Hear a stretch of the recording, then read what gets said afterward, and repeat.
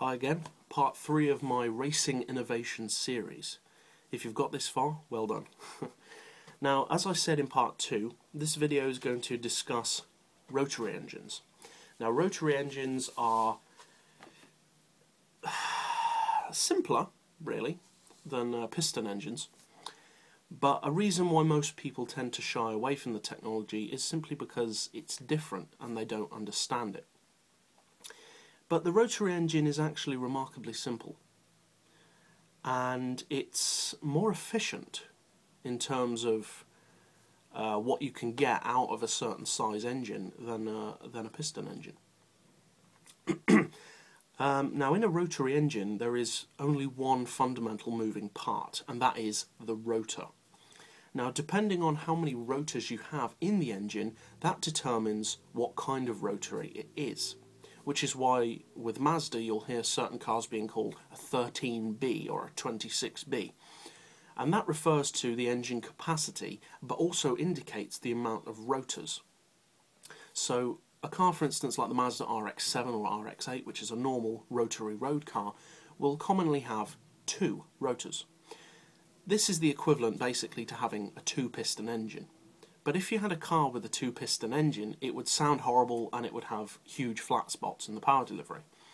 But with a rotary engine, because it works differently and revs higher than a piston engine, you can achieve a much more efficient and smoother performance engine than its equivalent 2-piston engine. Now, although they're called 13B or 26B engines, which refers to either approximately a 1.3 or a 2.6 litre engine, the reality of a rotary engine is that the capacity can't really be accurately described. And that's why there's been some controversy with them in the racing world. Now, I'm only going to discuss 2 racing machines that utilise the rotary engine. There are far more than this. But I'm just going to discuss 2 main ones. One is a car and one is a motorbike. Now, the first one is probably the most iconic Le Mans car of all time, at least with its paint. The Mazda 787B. Now, if you play Gran Turismo, you probably know of this car and probably love it. It's one of the best sounding cars ever made, one of the loudest racing cars ever made, and it's powered by a 26B race spec, 26B rotor engine. Now, it's a quad rotor, which means it has 4 rotors, obviously, that's what quad means. And for racing, it was actually classified as a 5 litre, although the reality of Mazda classified it as a 2.6. Now, estimates on power vary. The general consensus is 690 brake horsepower, which was achieved with no turbos and no supercharging, which is pretty impressive. But some say it has about 790, some even say over 900 in qualifying form. I don't actually know personally, and I don't particularly care. All I know is that the 787B is the only Japanese racing car to ever win the Le Mans 24 Hours, and it won in 1991. I also know that immediately after winning the race, it was banned. Why aren't I surprised? So, to give you a bit more of an idea, I mean, if you clicked on this video, you probably already have some knowledge of a rotary engine, but just in case you don't know how a rotary engine works, I'm going to draw you a little diagram.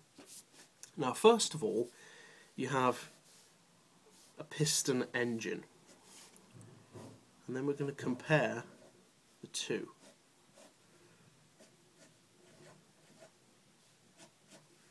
Now, in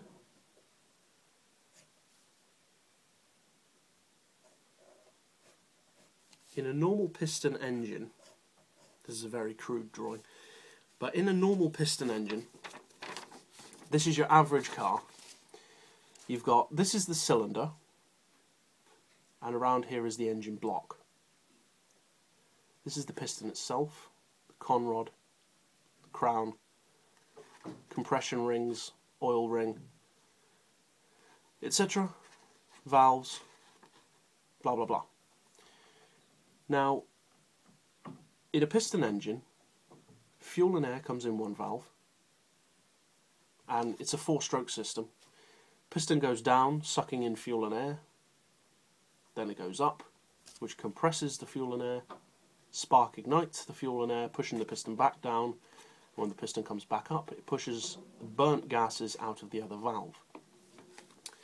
It's a lot more complex than that, but that's just the rough idea. Now, the difference with a rotary is, well, it's completely different, really. Now, this is going to be a pretty crude drawing. I could do a better one, but it would take a lot longer. A very crude drawing.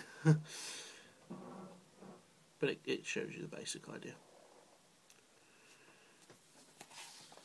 This is the rough idea of a rotary engine. It's completely wrong in terms of size, etc. But just to show you the basic idea. You have this large, empty cylinder, in effect. I mean, it's not a cylindrical shape, but it represents what the cylinder represents in a piston engine. Then you have this triangular, well, it should be a triangle, it's not, but this triangular area in the middle, which is the rotor. So in the 787B you have 4 of these. This acts as the piston in the rotary engine, and unlike a normal piston engine, which has one valve on either side, generally, some have 2 valves on one side, you have both the inlet and exhaust ports on the same side of the engine. And basically the triangular rotor moving around in the engine acts as the cycles: compression, ignition, power, exhaust.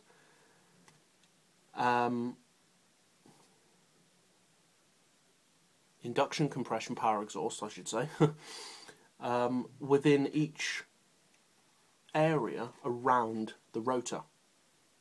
So the rotor itself actually carries out the 4-stroke cycle, which is pretty clever. It means you only have one moving part, and it can rev far higher. The disadvantage, as some of you may probably already know about rotary engines, is because of a triangular shape inside an kind of an extended oval combustion chamber, the tips of the triangles, or the tips of the rotors, wear against the outside. And although Mazda can fit them with stronger tips, they do still wear out, which is the main downside. They also suffer from not very good fuel economy, but that's basically the main problem. Now, the next vehicle is this one. And as I said earlier, it's a motorcycle. If I can pick up the piece of paper. It's a British motorcycle called the Norton NCW 588. It's a Grand Prix bike, or MotoGP bike I should say. It's powered by a rotary engine. I haven't really looked up much history on this bike. I know it was significantly quicker than anything else on the straights, but not so good in the corners. I know it sounds very nice, and apart from that I haven't really looked at much about it. I believe it was a single rotor. It may have been a twin, but I believe it's a single rotor. And I believe the bike had some success. I haven't really looked up its racing history, but I believe the bike had some success. So yeah, there you go, just a very, very crude, rough overview of the rotary engine. But yeah, I'm not exactly sure what racing legislation is now for rotary engines, but I'm pretty sure that they're not readily accepted. I don't think they're allowed in the Le Mans still. It would be nice to see a rotary engine Formula 1 car, but that ain't going to happen. So yeah, there you go. I hope you enjoyed this video. I kind of bumbled around a bit with my sketches there, but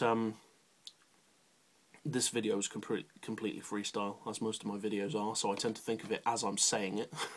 So thanks for watching. The next part of the video is going to be about one car in particular, discussing a very, very clever type of gearbox called a CVT. If you don't know anything about gearboxes, you probably think that sounds boring, but it's not, believe me. It's a very cool gearbox. So thanks for watching, and make sure you check out the next part.